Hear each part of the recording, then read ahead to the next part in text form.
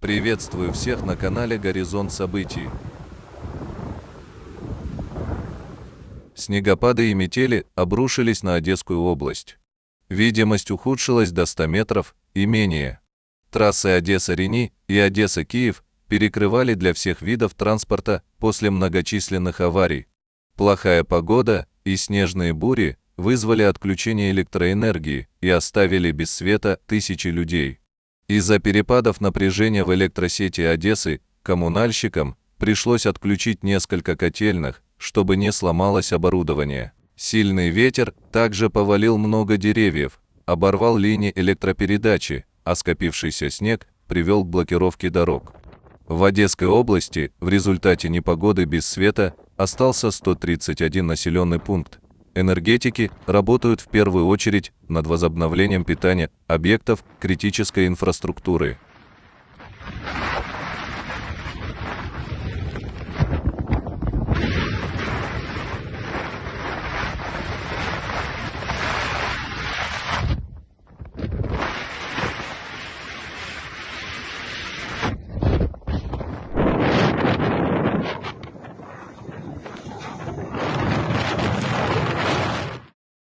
Крым накрыл мощный шторм. Ветер вырывал деревья, сносил крыши, улицы залило морской водой. Ураганный ветер до 40 метров в секунду наблюдался на западном побережье Крыма. Домовладения у побережья в Евпатории были подтоплены, часть людей пришлось эвакуировать. Междугородняя трасса на подъездах к Евпатории была перекрыта.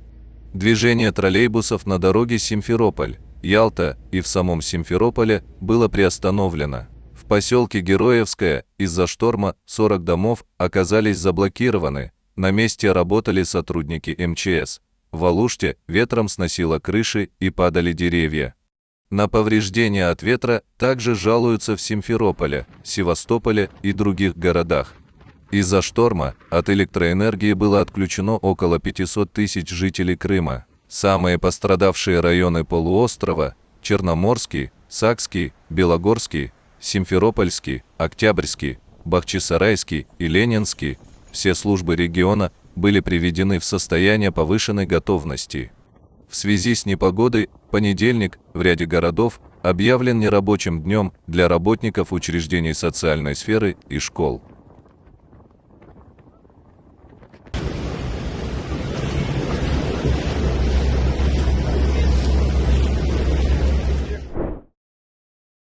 Штормовой циклон накрыл и Краснодарский край. В Адлере из-за сильного ветра дерево упало на остановку, когда там находились люди, к счастью, никто не пострадал. 7 самолетов, летевших в Сочи, ушли на запасные аэродромы минеральных вод из-за непогоды. Из-за падения деревьев на контактную линию железнодорожных путей произошла задержка в движении пассажирских поездов. В курортном селе Архипо-Осиповка ветер снес крышу школы номер 17, расположенную на улице Красных Партизан. Площадь разрушенного участка составила около 150 квадратных метров. Также оказалась повреждена крыша гостиницы «Тёшепс». Ураганным ветром сорвало крышу с пятиэтажки в Анапе на улице Ленина. Ее обломки упали на придомовую территорию, в том числе на детскую площадку. Погибших и пострадавших нет. В Анапе 27 ноября отменили занятия в школах и детских садах. За день поступили сообщения о десятках поваленных деревьев. Жители города попросили в понедельник оставаться дома. Власти Геленджика сообщили, что все школы будут работать в обычном режиме, кроме 17-й, кровлю которой снесло ветром. Сухогруз Blue Shark был выброшен на мель возле Анапы из-за сильного шторма. Судно находилось на погрузке ячменя для Египта в порту Тамань. После штормового предупреждения оно перешло на якорную стоянку, однако ветер сорвал судно с якоря и пригнал его на мель к берегу. Сейчас, предположительно, он находится всего в 100 метрах от набережной Паралия. Снять с мели его так и не получилось. На борту сухогруза Blue Shark в районе поселка Витязево находится 21 член экипажа, граждане Сирии, Индии и Египта. Экипаж ищет решение ситуации, но мешает бушующая непогода.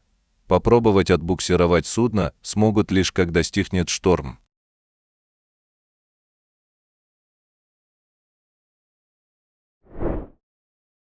В Турции море вышло из берегов после мощных ураганов и ливней и подтопило ряд городов. Предпоследний оранжевый уровень угрозы был объявлен в воскресенье в 44 провинциях из 81. Турецкий Искендерун на юго-востоке страны подтопило после урагана. Местные власти призывают жителей избегать прилегающие к морю улицы и не оставаться в подвальных помещениях.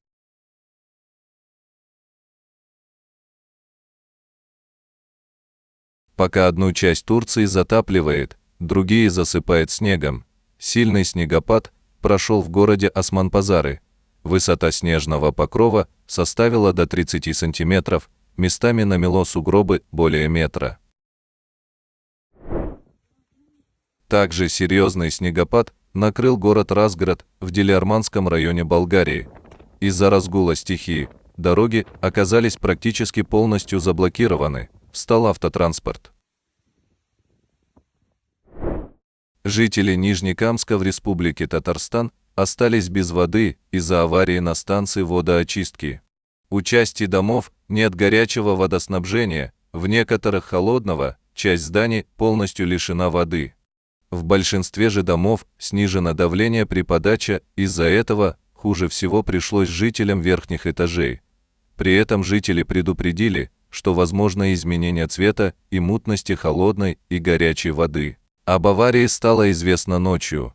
На станции очистки воды произошел порыв на водопроводе. Вследствие этого произошло снижение давления холодной воды и снижен температурный режим горячей воды на весь Нижнекамск, сообщили власти. Крупнейшее болото в Южной Америке страдает от засухи и постоянных пожаров. Заповедник Панатал признан объектом всемирного наследия ЮНЕСКО. Территория утратила 65% своих угодий из-за ноябрьских пожаров. Выгорело почти 770 тысяч гектаров региона. Большая часть заповедника находится на территории Бразилии.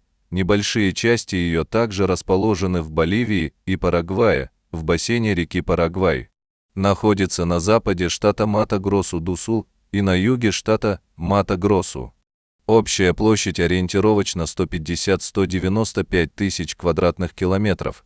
Это одна из крупнейших заболоченных территорий на планете.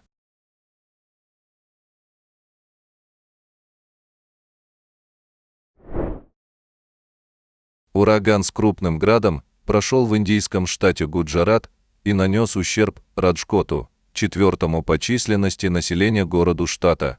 Крупные градины достигали в размере 6,5 сантиметров. В результате сотни зданий получили серьезное повреждение, пострадал урожай и автомобили. На этих кадрах хорошо заметно повреждение крыши склада после сильного урагана с градом. Крыша превратилась буквально в решето. Спасибо за просмотр.